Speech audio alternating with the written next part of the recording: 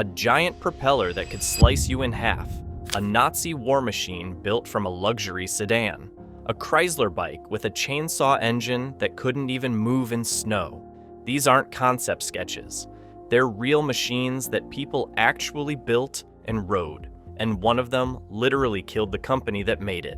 I'm counting down the 10 most bizarre, dangerous, and flat-out insane snow machines ever created, and I guarantee you've never heard of half of them. One is basically a sports car on tank tracks. Another is a Soviet bus with a helicopter engine. And wait until you see what happened when engineers decided humans should be the trailer instead of the driver. This is going to get weird. Starting at number 10, the machine that proved American engineering in the 60s was absolutely unhinged. The Bolin's Diablo. Most snowmobiles put you on top of the engine, straddling a seat like a motorcycle. Bolin's looked at that and said no. Let's make the human the trailer. The Diablo is an articulated snowmobile introduced around 1967. The engine, gas tank, and tracks are in a separate unit out front.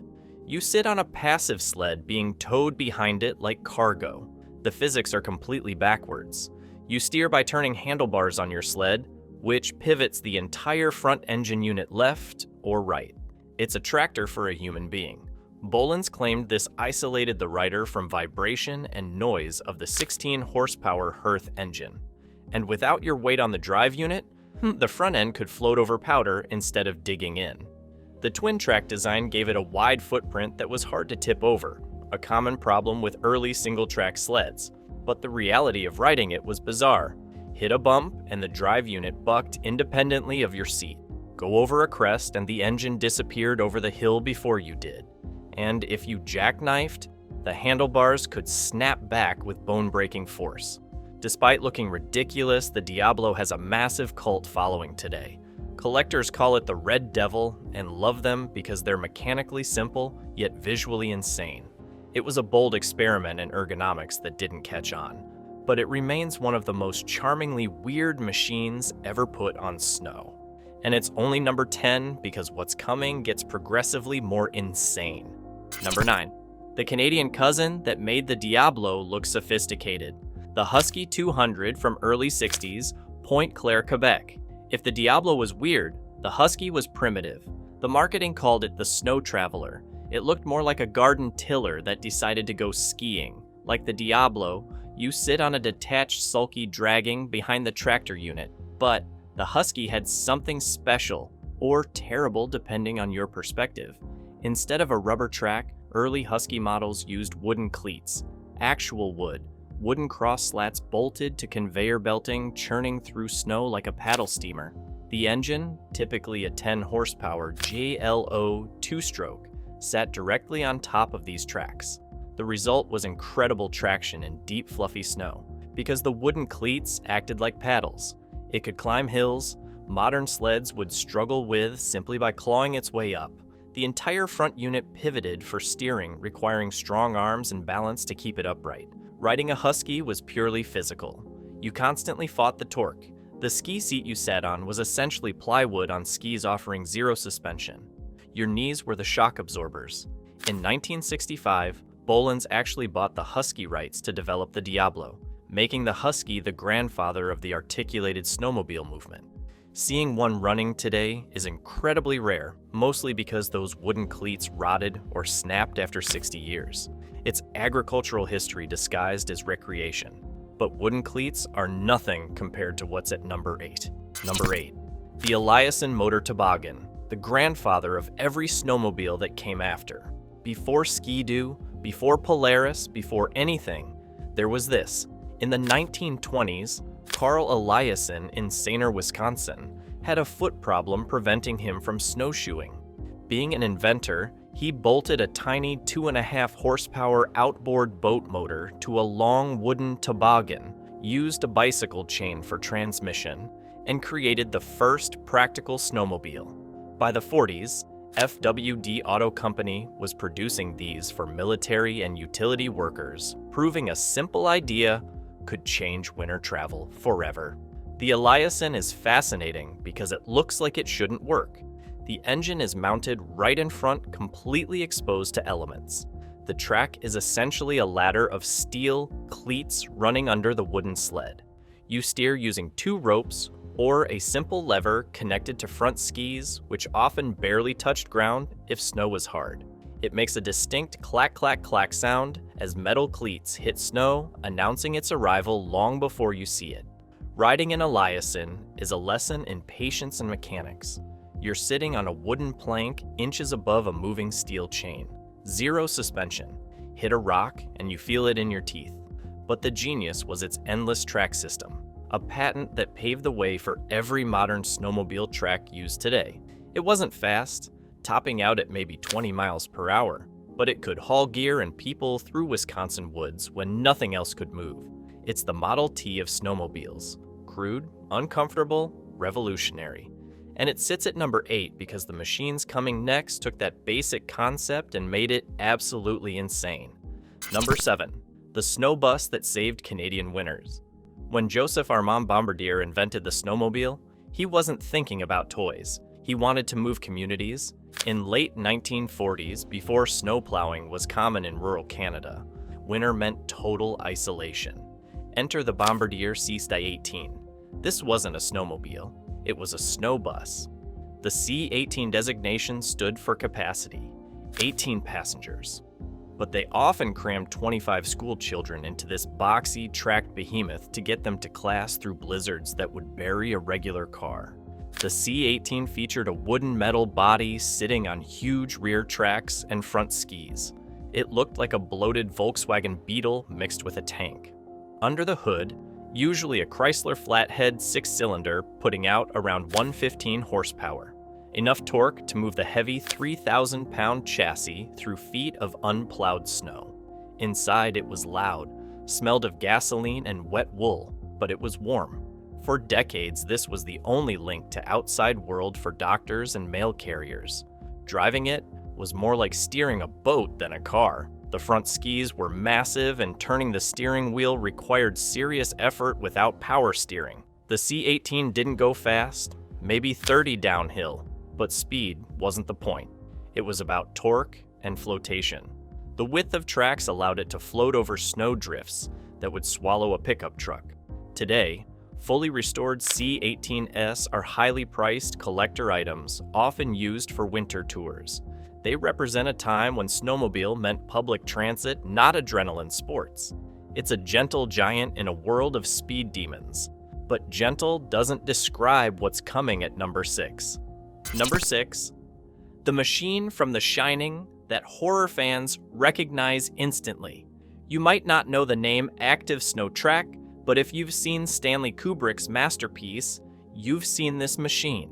It's the red vehicle Scatman Crothers drives through the blizzard to the Overlook Hotel.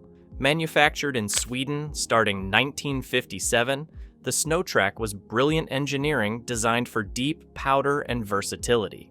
Unlike the Bombardier bus, the Snow Track was smaller, roughly compact car size, and used a standard Volkswagen industrial air-cooled engine, making it reliable and easy to fix. What makes it weird is its steering mechanism called the variator. Most dual-track vehicles use 2 levers to brake one track and turn like a tank. The Snow Track used a traditional steering wheel. When you turn the wheel, a system of variable pulleys smoothly changes the speed of left or right track without losing power. This made it incredibly easy to drive. If you could drive a VW Beetle, you could drive a Snow Track. It could carry up to 7 people or be stripped for cargo, weighing about 2,800 pounds fully loaded. The genius was its simplicity and flotation. It used many off-the-shelf Volkswagen parts, making repairs easy, even in the middle of nowhere. It sat on wide rubber tracks, giving it lower ground pressure than a human foot. This meant it could drive over deep, soft snow without sinking. It wasn't fast, topping out around 15 miles per hour. And the heater was famously terrible, classic VW style, but it was unstoppable. It became a favorite of utility companies, military, and apparently horror movie directors. It's a cute, boxy red legend that proves clever engineering beats brute force. But cute doesn't apply to number 5. Number 5. Welcome to 1970s wild experimentation. Most snowmobiles had settled into standard form. One track in back, 2 skis in front. But Leisure Vehicles Incorporated asked, why don't we make it look like a race car? The result was the Raider Double Eagle.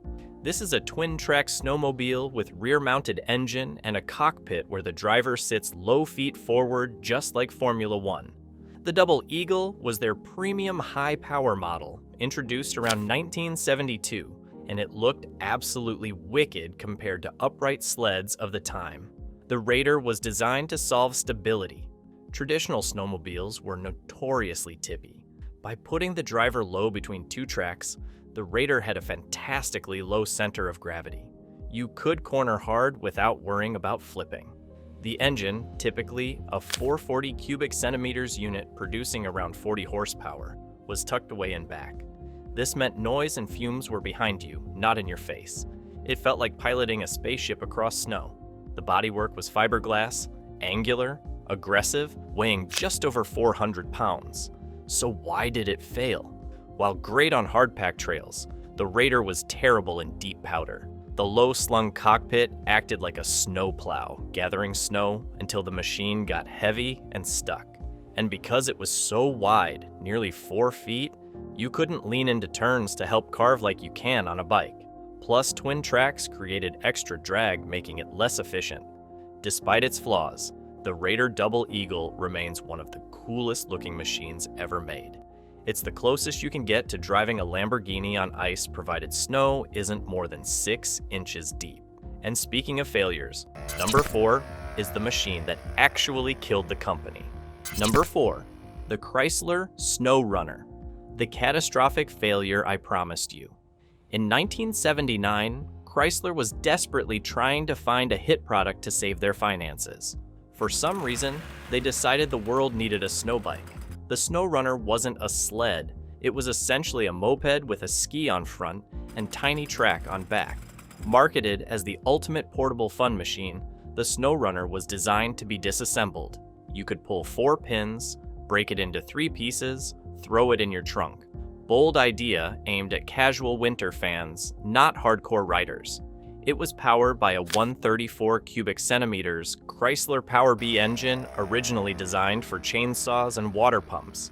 This little motor screamed like an angry insect producing about 7 horsepower. The whole machine weighed roughly 80 pounds. Incredibly light. The concept sounds amazing on paper. Lightweight affordable snow scooter for everyone. Top speed advertised around 25 miles per hour, which felt terrifyingly fast when balancing on a single ski over ice. It even had a unique centrifugal clutch, meaning you just twisted throttle and went, in theory. In reality, the Snow Runner had one major enemy: snow. If snow was packed hard like a road, it was a blast. But if you hit even 3 inches of fresh powder, the Snow Runner would sink. It lacked power and track surface area to float.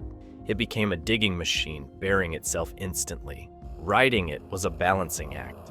Tippy, underpowered, hard to control. Chrysler poured millions into marketing, but the public realized quickly that a snowmobile that can't handle snow is useless. They were liquidated cheaply in early 80s. The Snow Runner didn't single-handedly kill Chrysler, but it contributed to their financial crisis, requiring a government bailout. Today, they're cult icons for their quirky failure. A snowmobile that feared snow. Perfect. But what's at number 3 makes the Snow Runner look reasonable? Number 3, Soviet engineering at its most beautifully brutal. If the Tatra was a sedan with a prop, the Kamov Ka-30 is a minivan with a helicopter complex. Known as the Sever II, or simply an aerosled, this vehicle was designed by the famous Kamov Helicopter Bureau in the 1960s. The Soviets had vast stretches of Siberia, where paved roads simply didn't exist 9 months of the year. They didn't need a recreational toy. They needed a heavy-duty workhorse that could carry mail, medicine, and grumpy Communist Party officials across tundra at high speeds. The Ka-30 looks like a fiberglass loaf of bread, suspended on 4 skis, propelled by a deafening 260 horsepower radial aircraft engine mounted on rear. This represents the golden age of Soviet utility design. Ugly, loud, but virtually unstoppable. Inside, it functioned like a small bus capable of carrying passengers in relative warmth, while the propeller behind them screamed like a banshee. Unlike the Tatra, the Ka-30 used an AI-14RS engine, the same type found in light aircraft, giving it enough thrust to hit speeds over 60 miles per hour. The suspension system utilized aircraft-grade shock absorbers to handle brutal frozen ridges of the Russian north. Imagine sitting in this thing. You're bundled in layers of Soviet-era winter gear. The cabin smells like aviation fuel and wet fur. The propeller behind you is screaming at frequencies that make your teeth hurt. But you're crossing terrain that would stop a truck dead. That's Soviet engineering. Function over everything else. Comfort is weakness, speed is survival. The Ka-30 sits at number 3 because while it's insane, it actually worked. What's at number 2 is even more insane and barely worked at all. Number 2, the Nazi propeller death trap, the Tatra Vf 855, born from sheer desperation of World War II. This is a giant propeller strapped to the back of a luxury car developed in 1942 in Nazi-occupied Czechoslovakia. This wasn't just a snowmobile. It was a lethal aero sled. The German army was bogging down in the brutal Russian winter, and they desperately needed a vehicle that didn't care about deep drifts or frozen mud. Tatra engineers took their high-end T-87 sedan, chopped it up, and installed a massive engine in rear to spin a terrifying wooden propeller. It looks like something straight out of a steampunk nightmare. The engineering is fascinatingly chaotic. It used 2 skis for steering in front and a large drum roller in back to assist with braking because air props don't stop quickly. Powered by a 2.9-liter air-cooled V8 engine, this sled could generate 75 horsepower. That might not sound like much, but it was capable of propelling the vehicle to speeds of nearly 50 miles per hour across uneven ice. The V855 also featured a unique secondary shaft that could drive the rear roller directly for climbing steep hills, a feature that was innovative but mechanically a nightmare to maintain in freezing conditions. However, the Tatra 855 never saw mass production, and thank goodness for that. It remained a prototype because, practically speaking, it was too heavy and far too dangerous for regular infantry use. The propeller offered zero protection against debris, and the noise alone would deafen the pilot. Stopping this heavy iron sled on ice was more of a suggestion than a command. Imagine being the test pilot. You're sitting in what used to be a luxury sedan.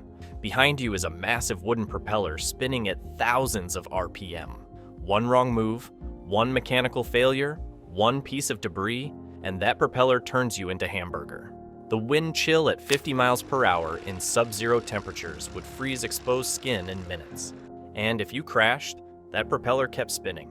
Today, replicas exist in museums, standing as testament to an era where engineers threw safety out the window in favor of raw thrust. It's a beautiful, dangerous coffin on skis that proves war makes people build crazy things.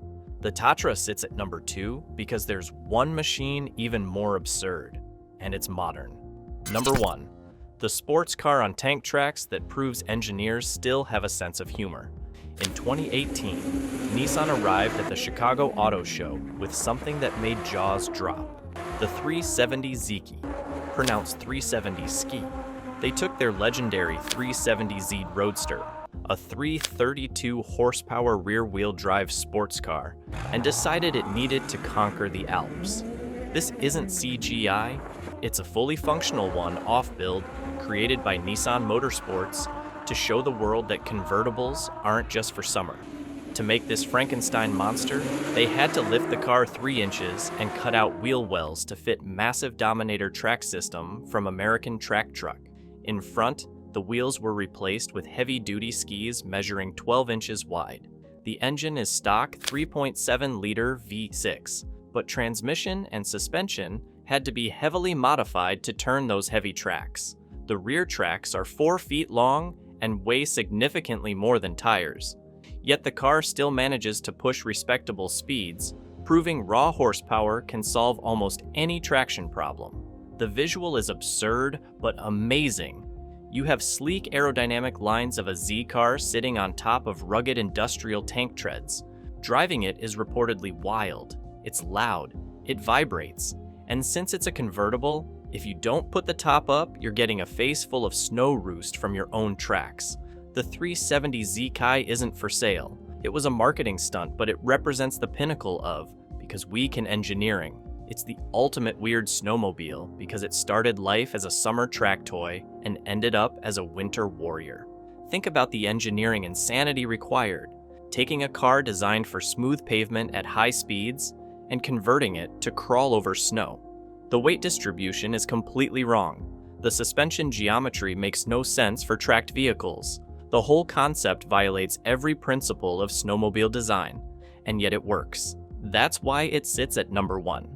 Because in a list of bizarre machines, a sports car on tank tracks is the most beautifully ridiculous thing ever created. So there you have it, 10 of the strangest snow machines ever built.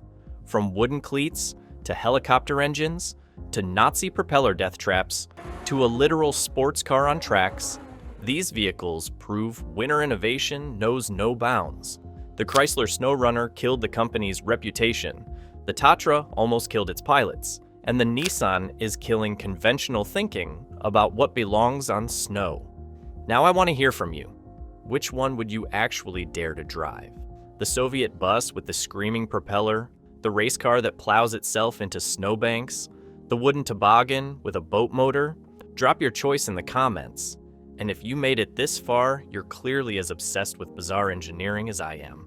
Hit that subscribe button because we've got dozens more stories about machines that shouldn't exist but somehow do. Thanks for watching. Stay weird.